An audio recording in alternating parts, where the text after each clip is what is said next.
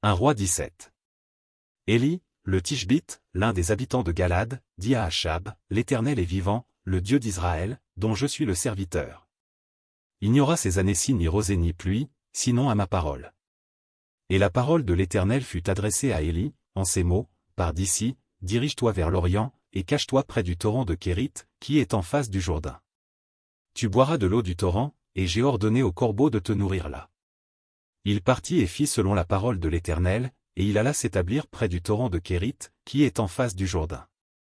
Les corbeaux lui apportaient du pain et de la viande le matin, et du pain et de la viande le soir, et il buvait de l'eau du torrent. Mais au bout d'un certain temps le torrent fut à sec, car il n'était point tombé de pluie dans le pays. Alors la parole de l'Éternel lui fut adressée en ces mots, lève-toi, va à Sarepta, qui appartient à Sidon, et demeure là. Voici, j'y ai ordonné à une femme veuve de te nourrir. Il se leva, et il alla à Sarepta.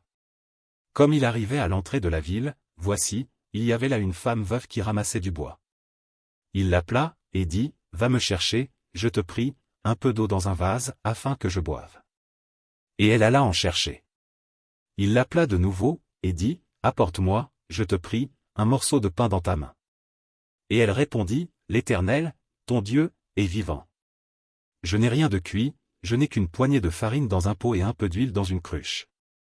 Et voici, je ramasse 2 morceaux de bois, puis je rentrerai et je préparerai cela pour moi et pour mon fils, nous mangerons, après quoi nous mourrons.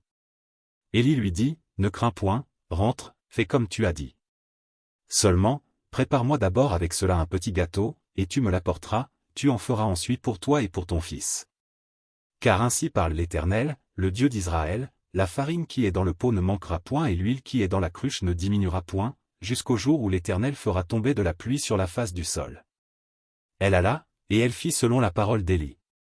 Et pendant longtemps elle eut de quoi manger, elle et sa famille, aussi bien qu'Élie. La farine qui était dans le pot ne manqua point, et l'huile qui était dans la cruche ne diminua point, selon la parole que l'Éternel avait prononcée par Élie.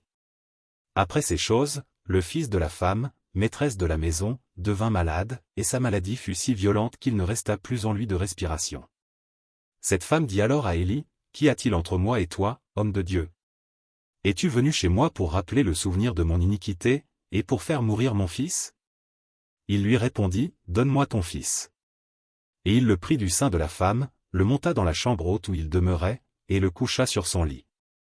Puis il invoqua l'Éternel, et dit, Éternel, mon Dieu, est-ce que tu affligerais, au point de faire mourir son fils, même cette veuve chez qui j'ai été reçu comme un hôte? Et il s'étendit 3 fois sur l'enfant, invoqua l'Éternel, et dit, Éternel, mon Dieu, je t'en prie, que l'âme de cet enfant revienne au-dedans de lui.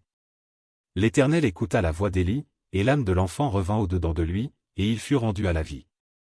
Élie prit l'enfant, le descendit de la chambre haute dans la maison, et le donna à sa mère. Et Élie dit, vois, ton fils est vivant.